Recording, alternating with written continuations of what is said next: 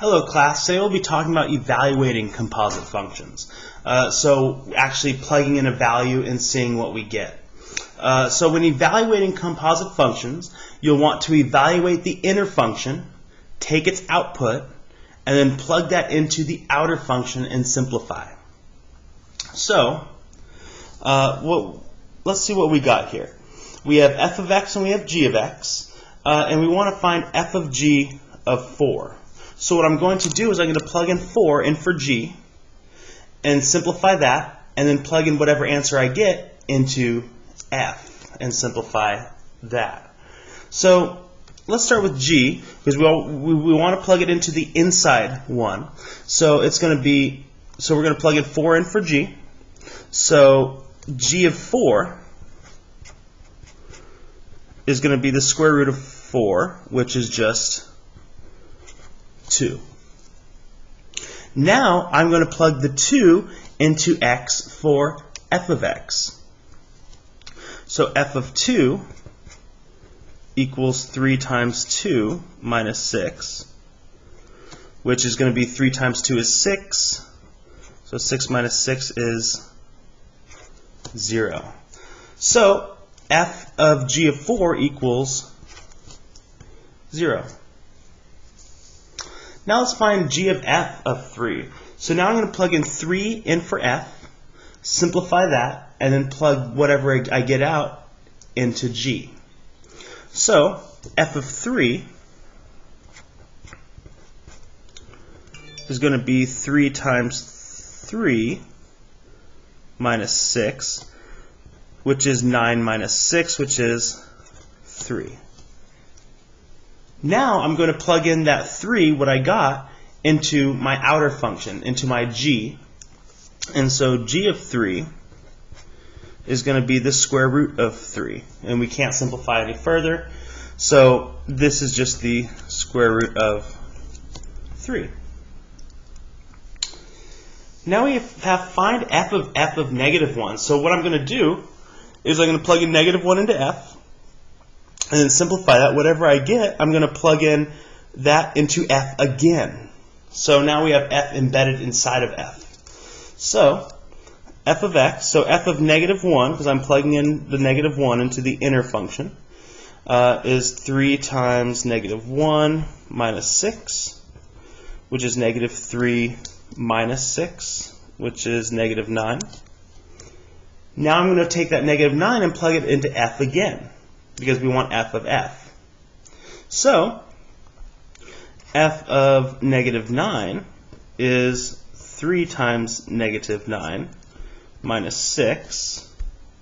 3 times negative 9 is negative 27 minus 6, which is negative 33. So our answer here is negative 33. All right, let's go on to the next example. So now we have a new f of x, we have a new g of x, and we want to find first f of g of negative 2. So again, I'm going to plug in my negative 2 into my inner function, which is the second function, g. Simplify that and plug it into f and see what I get. So g of negative 2 is equal to 2 times negative 2 plus 4.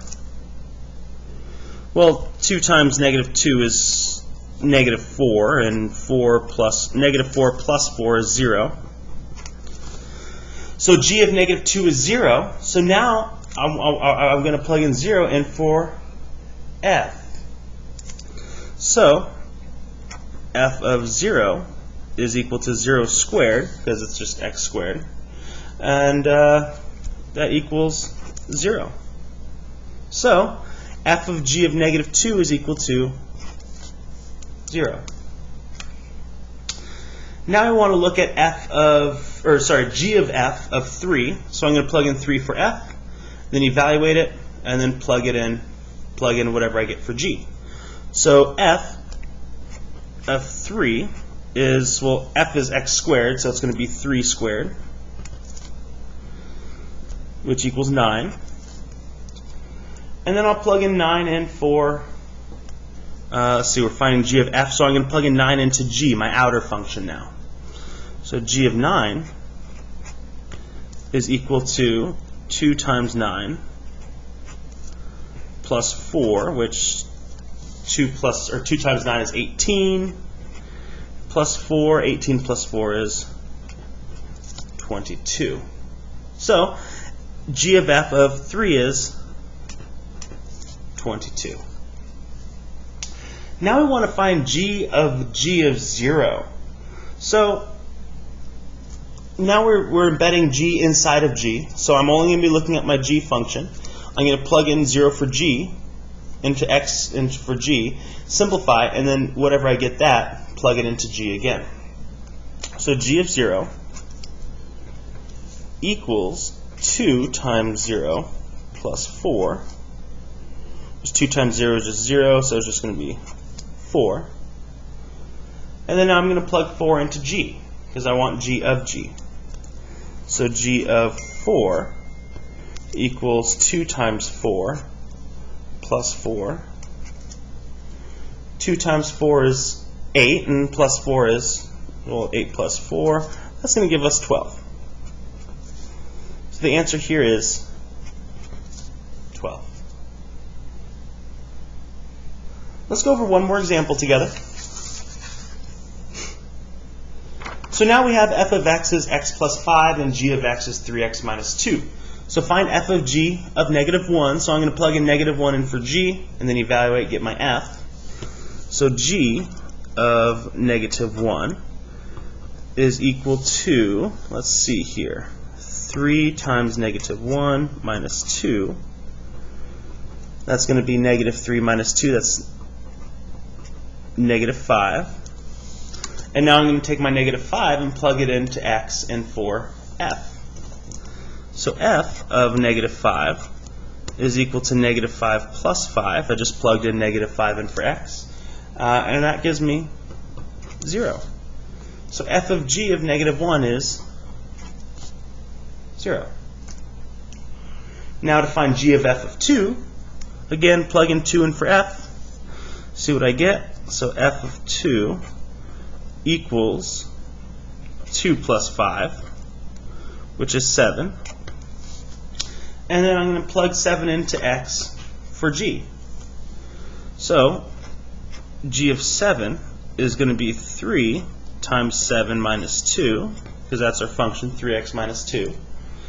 3 times 7 is 21, minus 2 is 19. So g of f of 2 is 19. Now finally we want to find f of 5. So I'm going to plug in 5 in for f. So f of 5 is equal to 5 plus 5, which is 10. And then now plug in 10 for f, because we want to do 2 f's here. So f of 10 is equal to 10 plus 5, which is 15.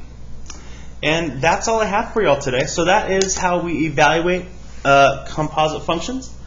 Let me know if you have any questions, and have a good day. Bye.